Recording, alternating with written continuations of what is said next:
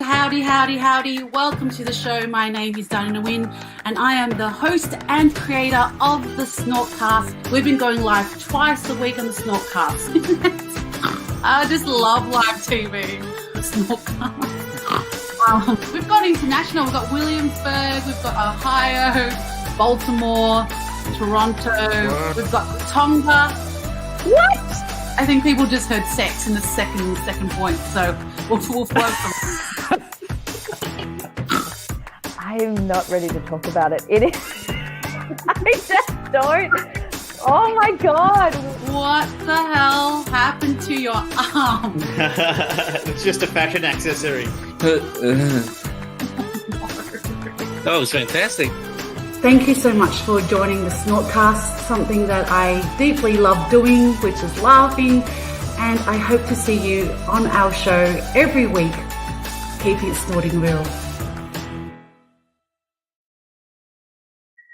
And howdy, howdy, howdy. Welcome to the SnortCast. I am your host, Diana Wynn. I am the creator of the Snorting here on LinkedIn, and we are going live LinkedIn, YouTube, and Instagram.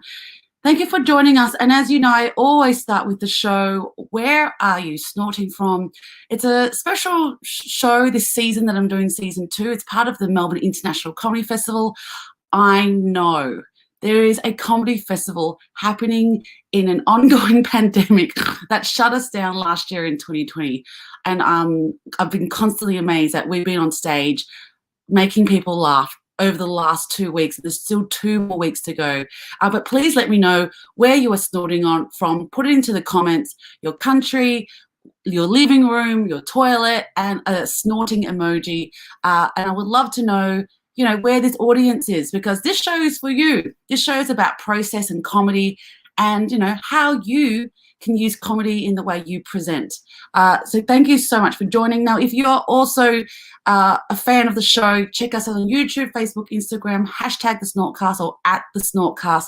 And thank you to my Patreon supporters. When I created this show last year, you all jumped on and said, yes, I want to support you. So thank you so much. Let us know where you are snorting from, and I'm going to launch it in. And I'm really, really excited because, comedy is good during a pandemic. And this person has been working it. I've seen him on the circuit. So Simon Taylor began stand-up in on the Melbourne scene. Within 2 years, he met Jay Leno on a trip to Los Angeles and was asked to write on the Tonight Show. So he's a writer, and we're going to talk about his book that he's just released as well. He's also written for Shaun Micallef's Mad as Hell on the ABC and Comedy Central in the US. Currently, Simon's got a show called, this is where my expertise comes in very well. It's called The Super Funny Boy. It is live now at the Toff, doing a full 4-week run at 8:20 p.m. I'm really excited before I bring him on, it's always good to get a sample of their work. So let's have a look at Simon's work. Here you go. Oh, doing great stuff already. I've clicked on the wrong. Hang on, remove that. All right, just bear with me, people. We're live. We're live right now. Okay, there we go. All right.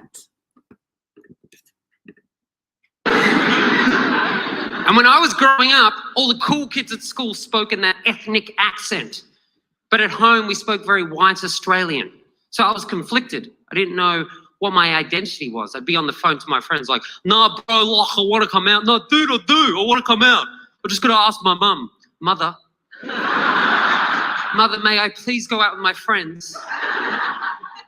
No, she's breaking my balls. I swear to God, bro, I want to.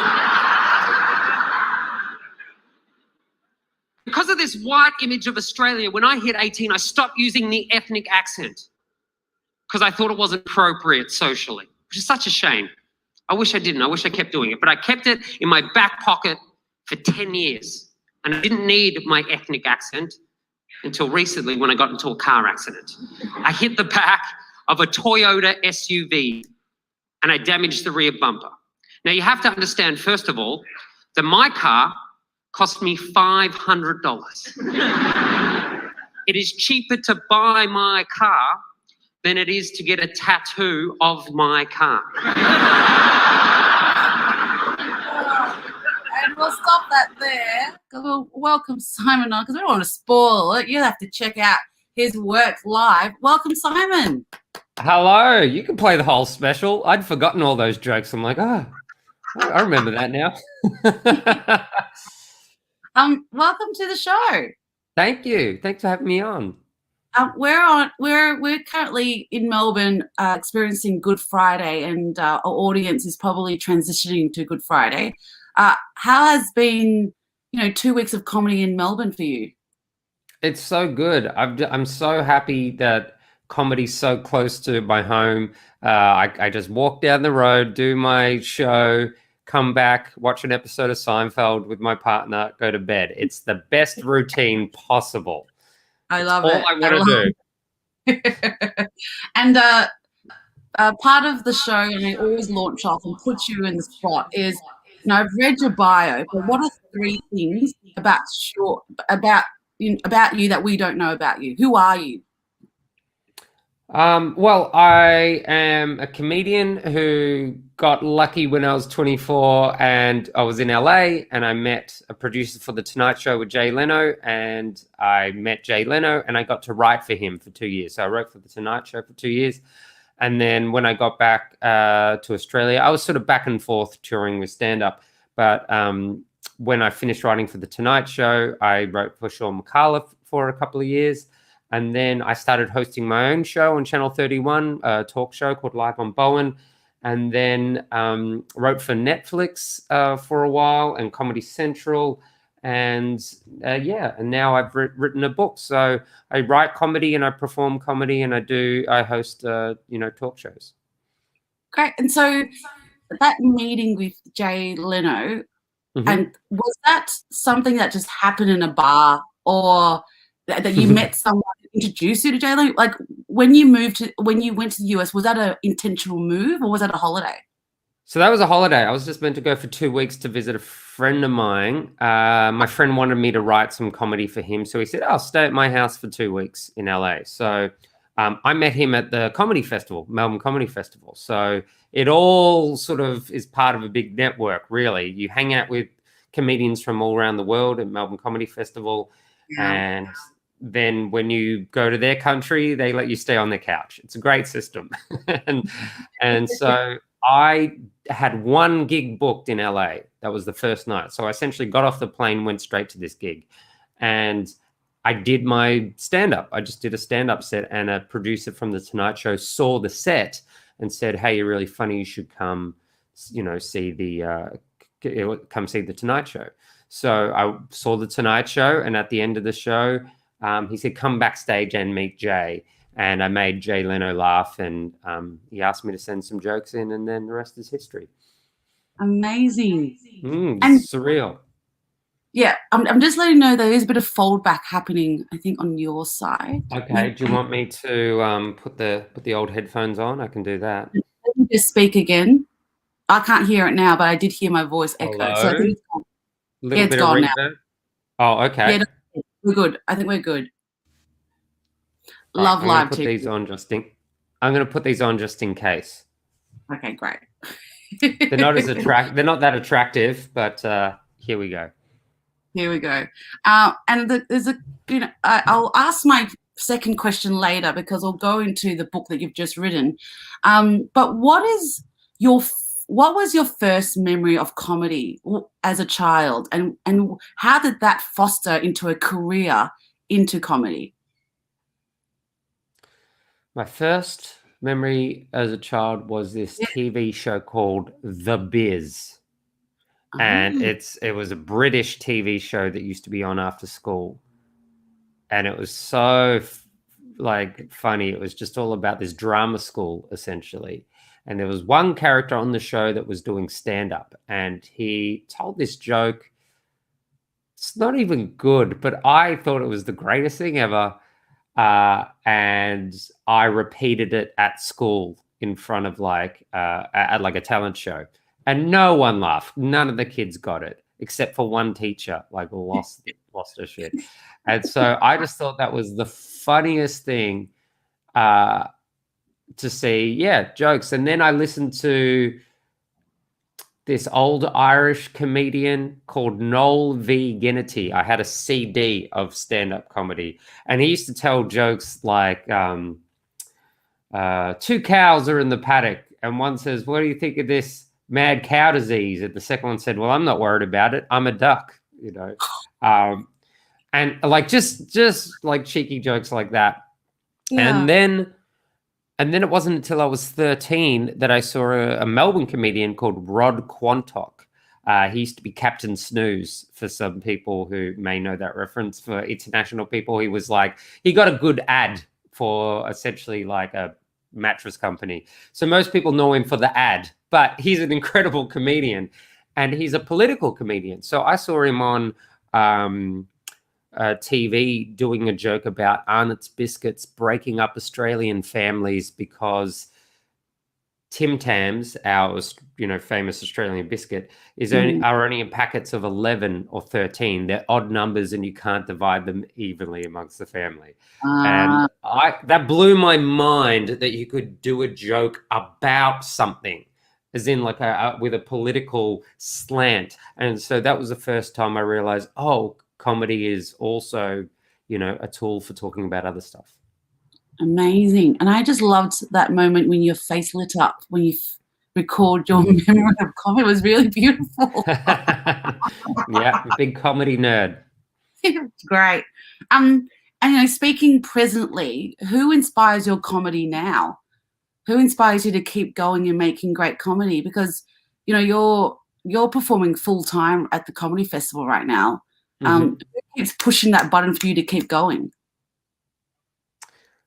It's a tricky question. I think it's actually my colleagues. See, when I started, it was all the older comics, the old guard, just seeing the people that I grew up with on TV, seeing Adam Hills, Will Anderson, Fiona O'Loughlin, seeing these comedians do the thing. But now that I've been doing it about 10 years, the people who inspire me are my actual colleagues, the people who came up with me and seeing what they're doing. My friend Dilrook, Jai Singer, and Nick Cody, and Tegan Higginbotham, who's still in broadcasting, and just the people that I grew with, and seeing them so active in the scene is what keeps me going. And it's true, isn't it? When you first start doing comedy, it's quite lonely. But when you start, having a crew around you, Right. It's really beautiful. It's a squad that kind of improves you, supports you for that drink after the show, tells you your shit, and they become more comedian friends. They actually become friends. Yeah, they never stop telling you your shit as well. It's when I got the Jay Leno gig, I didn't tell anyone because I didn't believe it. I thought I was going to lose the job. Like I wrote for 2 months before I told anyone because I thought I'm going to lose this job. It's going to be really embarrassing. Yeah. But after a while, I'm like, all right, it looks like I have this job. So I told one of my friends, and I was nervous because it's like The Tonight Show, the biggest late night talk show in the history of television in the world ever. And I said, hey man, I got a job writing for The Tonight Show. And he said, yeah, but you're still shit. So it doesn't matter what you achieve. Doesn't matter. They keep you grounded. So yeah, when you find friends in the scene, they keep you grounded, and anything that you get that you think is great, they're going to get something great. And anytime you have a bad gig, they've had bad gigs. So we relate to each other. It's a very, very rare experience to do stand-up comedy. And very few people, and only comedians really, know what you feel like when you have a bad gig, or when you have a rough gig or a corporate gig, or you don't like your venue. And so I guess it's the same as any profession. Like your colleagues know your experience, And stand up, there's a lot of highs and there's a lot of lows. So those extremes can be hard to navigate when you're alone, and having your crew is important. Yeah. And I just wanted to speak about culture. Did you find there was a difference in culture with Australian comedians to the American comedians? Because it's very rare for an Australian to get to America, and you did it successfully writing for Jay Leno. Like, is there much of a culture? Because Australian culture, we've got this, tall poppy syndrome, we like to hold people down a bit longer than they should. So, yeah, just curious with your experience. Yeah, so that thing about me being embarrassed to say I wrote for The Tonight Show for a couple of months in Australia, like, you probably wouldn't do that in America. In America, you brag, you say, hey, I got this thing, I'm a mate. Like, people brag about things they shouldn't brag about in America. Every comic, before they go up, at least in a professional room or a bar show, the MC asks them, what do you want me to say? What are your credits? And so every comedian has some list of credits, whether they're good or not. Oh, you've seen them on MTV. You've seen them on the Joe Blow podcast. You've seen them on this. You've seen them on that. In Australia, we don't do that. We're just like, all right, an ex-comedian better be funny. Otherwise, you're going to have a horrible time. So we just care about the results more than the credits. Where over there is this braggadocious culture of, yeah, I just did this. I'm doing this. Here are my credits. So there's a bit of that going on. There is an element of competition, probably a bit more in the States. People are trying to make it, where in Australia, it's like, what are we making? We're not making anything. We'll be fine. Just get on Job Seeker. You're not gonna die. It's gonna be fine. You get a job, you lose a job. Who cares? Like, we've got more of a level playing field of, are you working? Great. Why do you need to be super famous? Relax. And I actually prefer that to some degree. In Australia, it's like, hey, it doesn't matter how big you get. You're still, you're still a person. You're still just an Aussie dickhead. It's fine. But in America, some people can drink their own Kool-Aid and be like, well, I just got a job on NBC. So, and it's quite odd, actually, in LA particularly.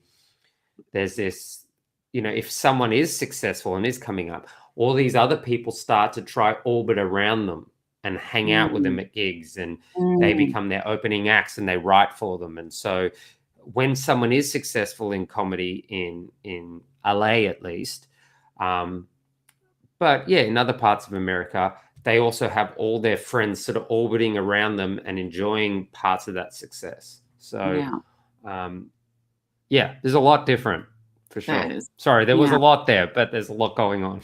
That's fine. No, it was a question I asked. I was just curious. Yeah, because, it's the way I feel like, from what I've learned with comedy in America, is very different from the way we do it here in Australia.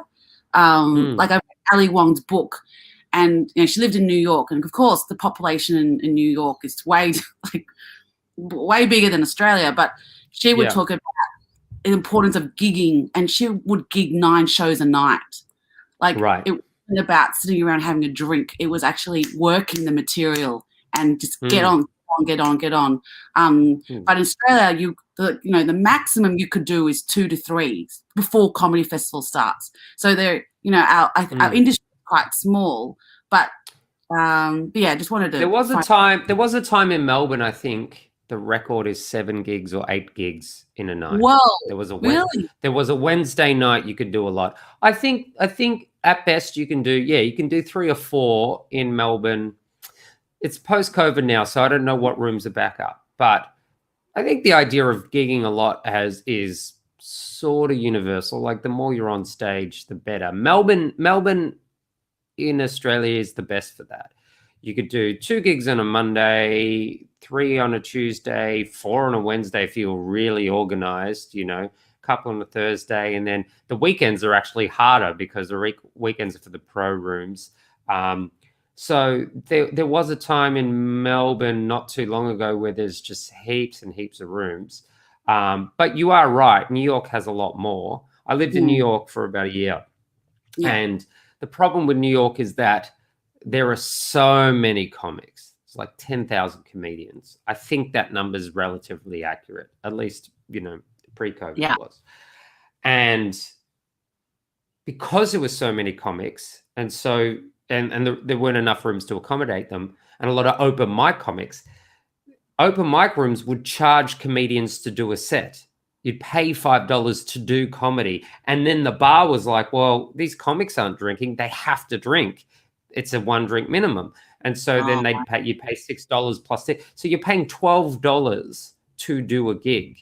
And then, so I would do 3 or 4 gigs a night in New York, some open mics, some bar shows, some comedy clubs like Gotham or Dangerfield or something like that. So I would do 3 or 4 gigs a night. But to be honest, Melbourne was better.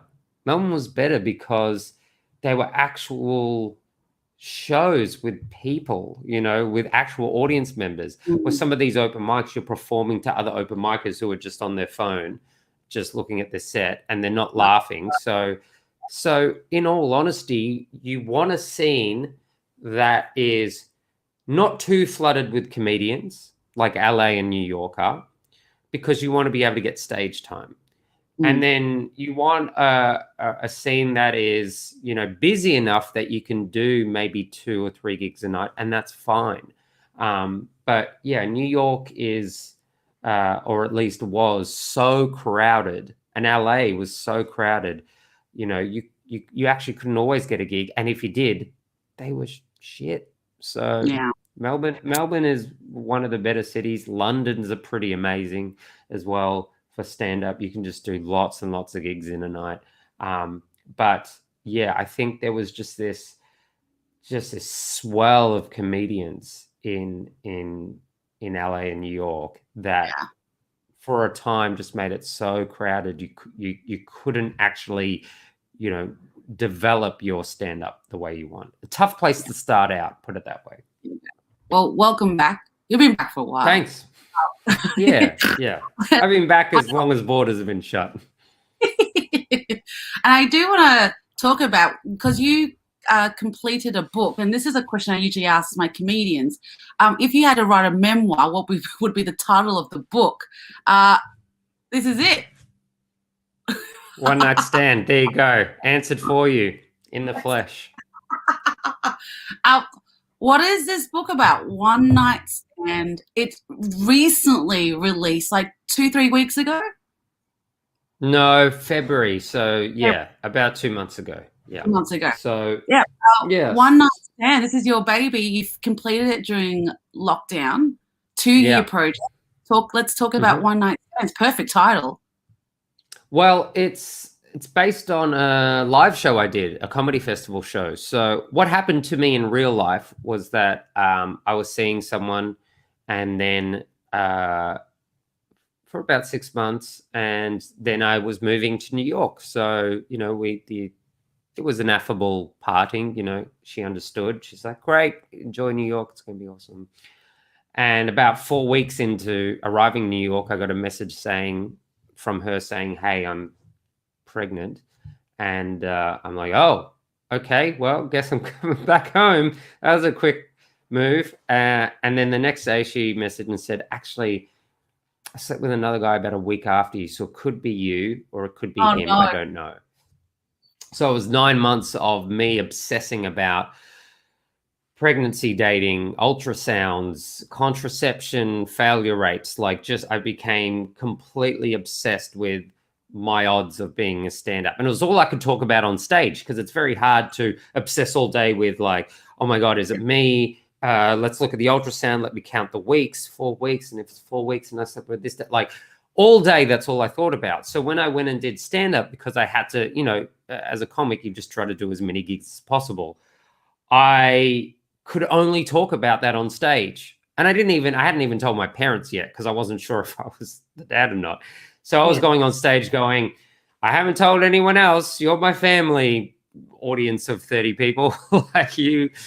yeah, so I just had to discuss this mammoth event on stage every night, and so it became a stand-up show, really about my feelings and my experience. I tried not to mention the mother very much in the show, out of sort of respect and privacy. I just spoke about, this is how I'm feeling, what am I going to be like as a dad, and that sort of thing. And so I did the show. The comedy sets developed into a full hour, and it was one long hour of this story. And I did it at the Comedy Festival 2017, and Larrikin House is a comedy publishing house, saw the show and said this should be a book. And I signed an advance with them and wrote the book over 2 years. And I thought I was going to finish it during Comedy Festival last year, but then Comedy Festival cancelled, and then I realized I would have never finished this during a festival. It's so draining to write a book, and I hated the process. It was really painful, but I don't like writing, but I do like having written. So I'm glad I have it now.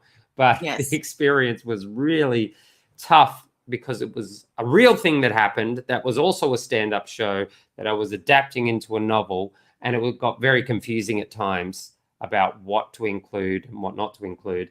So the way I did it in the book is I made it a novel, and there's a character named Ben Thomas who's basically me, but all the characters are different and the scenario is different to protect people's privacy.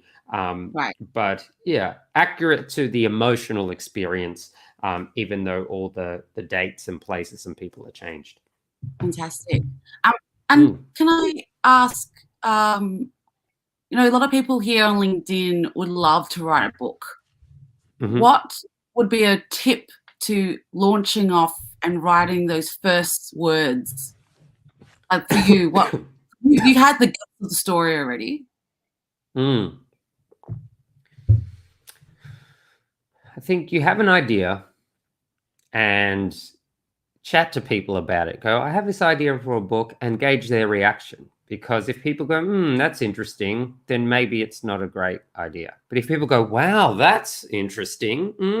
Oh, that's really cool. You got to gauge people's reaction. It's like you're kind of fishing for a good response. So I do that all the time with friends and comics. Like, I had this idea for a TV show where a guy goes back in time and this, and people go, oh yeah, that's cool. But if you say, I had this idea for a TV show and it's about this, the guy has telekinetic powers and he doesn't want anyone to know, so he becomes a magician to hide it. People go, oh, that's cool. Then you go, all right, I got something there. So have your idea, fish around with people that you trust, not everyone, but and gauge their reaction. And if you get a good response for the idea, then just commit to putting the words down. And that is, for me, it was a schedule. It was 1,000 words a day. Just do it. It's painful, but have breakfast, sit down, write until you can't write anymore. All right, that was 200 words. Jesus. All right, I got 800 more to go. I'm going to go have lunch, or I'm going to, just go for a walk or have a break. You just get the word count down. Force yourself to do the word count. And little things that help you along the way is print the book out as you go and put it in a folder so you can see it sort of like emerge. That helps. And so you can be like, oh my God, I'm writing a book, Yes. Don't edit as you go. Just get the words down. Don't write 1,000 words and then the next day go, I'm going to read that 1,000 words. Don't read it. Just get the words down, even if it sucks, because if you get to your goal of, say, it's 50,000, 60,000 words, 80,000 words, whatever it is, you've written it now. Okay, it's done. It might suck. There might be chapters you need. Like I deleted 17,000 words from my book. That's 17,000 words. Now, if I had stopped myself from writing them, the book never would have got completed. So just commit to the word count. Don't edit until the whole thing's done. And once it's done, you've got draft 1. It will suck. That's okay. Then you leave it for a little while, and then you put your editing hat on. That's a completely different hat. writing hat until the draft one's done, editing hat. So that's my very practical advice. And you stick with that, you'll be fine. And let's like jump into the comedy festival, because is that the same writing process as a comedian? Writing a book, a comedian, writing whatever you want and then cutting it down. 'Cause I feel like I've done 20 drafts of my solo stand-up show and ongoing. Every time you get on stage, you're editing constantly because a laugh will like, tell you if that joke works or if the audience are traveling with you. So is a super funny boy. How many drafts have you done? It's Simon Taylor is a super funny boy is the full title. Yeah, sorry, it is confusing. Yes. I don't script stand up, so I don't actually write anything down with stand up. That's not that uncommon. It's a relatively common thing with stand ups. Is you have an idea, maybe one that you tell your friend, they go, oh yeah, that's funny, and you just write the bullet points. So I have a set list. So it might be like, my set list looks like, it says Monopoly, neighbor, tradie, vegetarian. Like those are the bullet points, and they just remind me of what the routine is, right? So you have the idea, you go to an open mic or a new material night, and you try the idea, right? And you try the joke, and if it gets a laugh, you keep it. If it doesn't, you get rid of it. And then after it gets a laugh, you start thinking, right, okay, how can I expand it? Is there another tag to that? Like, for example, I had a joke about recently that I've been, developing, and that's been expanded. I just had this idea of like, every dog is bred for a job. Some are bred to be shepherds, some are bred to be hunters. My dog was bred to be an interior decorator. That was the idea, right? So I had that idea just with my partner. The dog was running around the house, like moving things around. I said, oh, he's an interior decorator. I'm like, oh, that's a good idea. So I just wrote the note, interior decorator, right? So I went on stage and I tried that joke and got a laugh. Now I'm going, oh, well, what's next now? Maybe I could act out the dog actually moving things around. Like, I'm going to pee there, going to tear those curtains down, going to knock that plant over, going to hump that blanket, right? That then got a laugh. And I'm like, all right, I'm keeping that. And then I thought, okay, why? Like, so that was going well. So I'm getting 2 laughs now. I'm getting interior decorator and hump that blanket. And then I'm thinking, all right, why does he hump blankets? What's so sexy about blankets and pillows? And I'm like, wouldn't it be funny as if we're on a walk, I go past a strip club and I'm like, oh, raunchy. And my dog goes past Lincraft and is like, oh, let me in, that's sexy. So that you keep adding as you go, and you don't forget the routine because you're getting laughs. If you didn't get a laugh, you forget that bit, right? If you listen to a set you did from ages and ages ago, you're like, oh, I forgot I even tried that stuff, because it's not worth remembering if it doesn't get a laugh. But if it gets a laugh, you're like, I'm not forgetting that. So now if you look at my set list, it still just says interior decorator.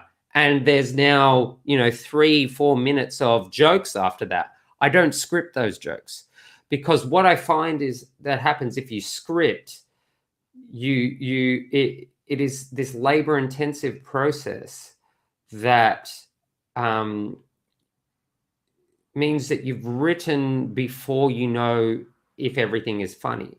So if you imagine, like, you start with point A, like interior decorator, right? Point A, is that funny? If it's no, well, then get rid of it. You go, point A, is that funny? Yes, that's funny. All right, now point B, yeah, that's funny too. Keep that. Point C, is that funny? No. All right, back to point B. You got point A, point B. Let's try this as point C. Is that funny? Yes, we keep going that way. The problem I find with scripting is that you write point A, point B, point C, point D, point E, point F. You go on stage and point A doesn't get a laugh. Now you've wasted all this time writing all the way down to point F. You're like, well, then I just scripted 3 pages and the premise doesn't even get a laugh. So that's gone. So I always start point A. Is that funny? Great. Then I'll come back and I'll write more. So it's kind of like gardening, Is this plant growing? Great. Then I'll keep nurturing it. Is this plant growing? No. Well, then it's dead. Don't worry about it. So that's my process, at least. And it's not uncommon. It's pretty common for stand-ups to write the show orally rather than scripted. What a great metaphor about the garden. Mm. No, it's a great metaphor. Yeah, I think so. I think it's you don't always control what's funny. In fact, very rarely you do. You just plant the No. seeds and see what grows, and you just Yeah. say the jokes and see if it gets laughs, and then just nurture what does. And it's okay if things don't. You just let them waste away. That's it. And I want to touch on this because it's really important to me. And the reason why I started the SnortCast, and you've performed at SnortCast Comedy in St Kilda, which is a room I produce. And it's my motivation mission is to have diversity in comedy. That's my biggest mission. It's the reason why I do all this stuff. What's your experience from watching diversity here in Melbourne or in the US? I know there's much more to do, but yeah, what's your feeling about diversity in comedy, and how much more do we need to do to get a full representation of comedy here in Australia? Yeah, so I guess my perspective on it is that it's always good for two reasons. One, because we're giving a voice to minorities and a diverse, section of society, to different people. You're giving them a voice. But second of all, it's actually better for comedy. Like, art's better when it's diverse. Like, you don't want to hear the same life experience all the time. Like, it's if all comedians are from the same background and have the same perspective on things and the same, type of family, you're going to hear the same work. So not only should we be giving people a voice or a platform to express themselves, but it also makes the art better. So there's no reason not to embrace diversity and nourish it. The second thought I have is that it's important to be, I think, proactive. I think some room bookers have the philosophy of like, oh, I don't discriminate. If they're funny, then they get a gig. But I think what happens is when a particular group of people haven't seen themselves represented in an industry, let's just say, young girls are growing up, and when they see comedians on TV, it's all men. And they go, well, I don't know if that's a viable career because it appears to be a man's career, right? Well, then it's not enough for the bookers to say, hey, if girls are funny, I'll put them on. It's like, well, they don't see it as a pathway. So you have to actually be proactive and say, hey, we're actually going to nurture this or foster this pathway for minorities and for women and for so on and so forth, so that the next generation can see it as a viable pathway. So it's not enough just to go, if they want to do it, they can do it. It's like, well, you got to make it a viable avenue, and we have to be proactive. So yeah. I think it's not just, I'm not stopping people from doing it. It's like, no, you actually have to nurture people to do it. So that's my attitude, at least. Like the garden, planting the seed, right? Yeah, exactly. Got to foster it, nurture it. You can't expect it just to walk in a pot, ready to be planted. Yes, exactly. It's like, hey, I'm growing sunflowers. If gardenias want to grow here, I'm not stopping them. It's like, you got to plant them, mate. You got to plant them. Bam. Yeah, exactly. Well, we're going to go to question time, and thanks for everyone for joining us. We've got some people here. Wayne from New Mexico, thanks for joining. Barry from Toronto, North Carolina. We've got San Francisco. American friends. Yeah, we've hit the American time. Wayne, who has a pandemic? Is it for sale? What are you talking about? Well, Wayne, we don't really have one. I think we'll have to buy it from the States. Yeah. We've done all right. Given from Carlisle. I think it's Port Carlisle, Arlington. PA. No, Yeah. PA is from It's a yeah, Pennsylvania. Pennsylvania. Oh, there you Yeah, go. Pennsylvania. Frank, Carlisle. I wonder where Carlisle is actually. Is Carlisle the north part? I'd love to if they can write. Because I have geeked around Pennsylvania a lot. Love PA. I love Philadelphia. Wayne said you're funny. Good job. That's Thank a good you so much, Wayne. I appreciate it. Put that as a review for your show. Wayne funny. G. Williams. Yes. On the poster. It's happening. Wayne just said you're more laid back. Oh, there you go. Lovely. Is that for you, Diana? Are you more laid back this season? Maybe. Ashley from Melbourne, thanks for joining the show. Wayne's active. He's saying, hey, Simon, what was the joke? Do you remember? Which joke, Wayne, are you referring to? The first joke I heard, or? Nah, we'll skip. I might have been away into the conversation. Thanks very much. Okay, if you remember, Wayne, then let me know. I can't remember which joke you're referring to. But Wayne has asked, where is the book available? It is available at Dimmicks. You could get it online. It's also available on Booktopia or Amazon. The ebook is coming out for the American audiences. Just wait for the ebook. It'll be out in a week or so. So go to simontaylorfunnyboy.com, get onto my mailing list, and I'll let you know when the ebook is out. Otherwise, you can order it from Australia, I think on Amazon. So, yeah, it's out. Fantastic. And on Amazon, just type in Simon Taylor, One Night Stand. Given's written, children, yours or not, are always good for comedy because 90% of the audience can relate one way or another. So I'm assuming... We've all been children, so it's very relatable. I don't have kids, so I don't really talk about them in my show yet. But, maybe I'll convince my partner to have some kids so I can get 20, 30 minutes of material out of it. Typical. Like, babe, come on. I got Comedy Festival coming up. We need to start now. I'm like, I need to get pregnant and be Ali Wong. Like, I need to get on stage. Yes. Barry said, love the talk, but just like writing, I have 3 more sheets of drywall to install today. Oh, the comedy is real, Barry. Thanks for that. Yes, Barry. It's slow and painful, but you'll be pleased once that drywall's up. That's it. And we've also got Jamaica watching. Yeah, we've got the Jamaica. Yeah, north side. What is it? The north south of America watching right now. And Barry has said comedy is a fresh air in a pandemic. I hope so.